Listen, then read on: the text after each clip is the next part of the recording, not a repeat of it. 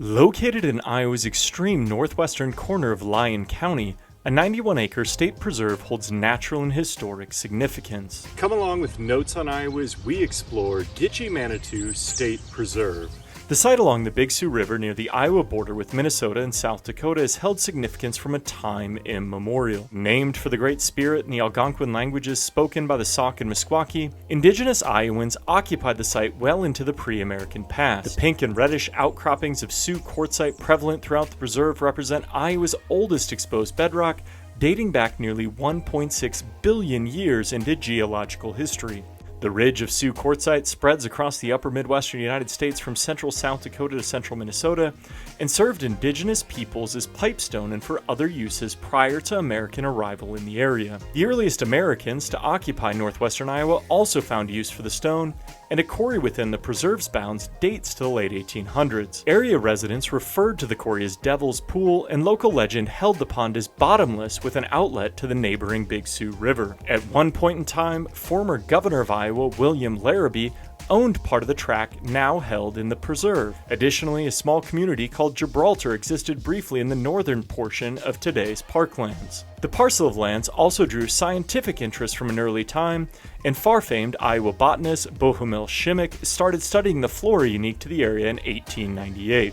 Drawn by the deposits of Sioux quartzite, the state of Iowa purchased 220 acres from the Larrabee estate in 1911 for the purpose of quarrying stone. With the intent to use the Sioux quartzite for highway paving, the state sent a group of prisoners to drain the quarry and rename the site Jasper Pool. When the legislature halted the plan to turn Iowa's oldest stone into roadway fodder, the state sold all but 46.5 acres of the site in 1916. Following the establishment of the Iowa Conservation Commission, the state internally transferred the site in 1926 for the establishment of a state park named Gitchie Manitou. In 1932, the state officially transferred the site to a state game refuge status, prohibiting hunting and fishing within the park's bounds.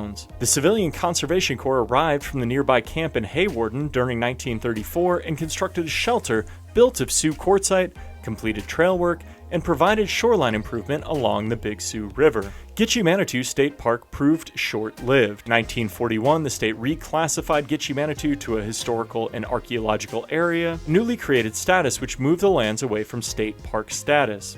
The presence of 17 low conical burial mounds located along the Big Sioux River in the southern portion of the preserve pair with the nearby Blood Run National Historic Landmark to represent one of the most significant sites for archaeological history in Iowa. Dating to the woodland period of roughly 800 BC through 1250 AD, the area displays extensive signs of continuous human inhabitation for at least 8,500 years. As archaeological work helped to allow for better understanding of Gitchie Manitou's past, local efforts during the 1960s started to push for improved amenities and maintenance at the site. Opinions differed, and official state reports suggested further development of the site would lead to the sure destruction of the archaeological and historical resources present at Gitchie Manitou. In 1961, the state rebuilt the shelter house roof at the CCC-era shelter within the preserve's bounds, and newspaper reports decried graffiti present on the shelter and stone outcroppings throughout the park. Local law enforcement and state officials struggled to stop vandalism and partying at the remote park site, raising further concerns about the future of the site within the park system. Adding fuel to the fire, someone burned the newly completed roof of the shelter house during the summer of 1963. Although discussion of plans swirled,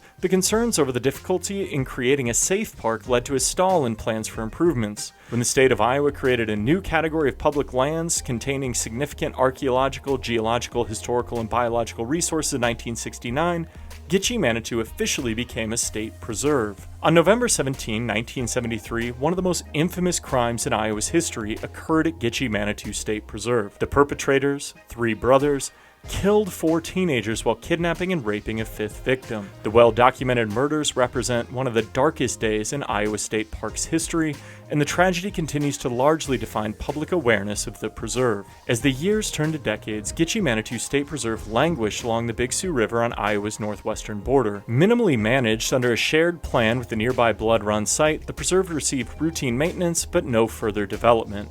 Today, Gitchie Manitou State Preserve offers visitors a variety of opportunities to enjoy the outdoors in northwestern Iowa. Since Bohumil Shimmick's initial studies, observers have documented over 285 native vascular plants within the preserve. Remnant native prairie stands amongst the exposed Sioux quartzite within the park, providing further intrigue to those interested in Iowa's indigenous flora. Mowed paths welcome visitors, and a small parking area in the southern portion of the park allows for limited access. Next time you find yourself looking to get out and enjoy Iowa's public lands, consider a stop at Gitchie Manitou State Preserve. A truly stunning representation of Iowa's natural beauty and a testament to the necessity of maintaining opportunities to get outdoors for all Iowans, Gitchie Manitou State Preserve shines a must-visit for all people hoping to see Iowa slowly. Thanks for coming along with Notes on Iowa to explore Gitchie Manitou State Preserve. Make sure to subscribe to the Notes on Iowa website, subscribe on YouTube, follow on social media, and tune in each Sunday to explore the history of Iowa State parks, preserves, and other public lands. I hope I'll see you out there. There's a lot of good history about Iowa a lot of people don't even know about.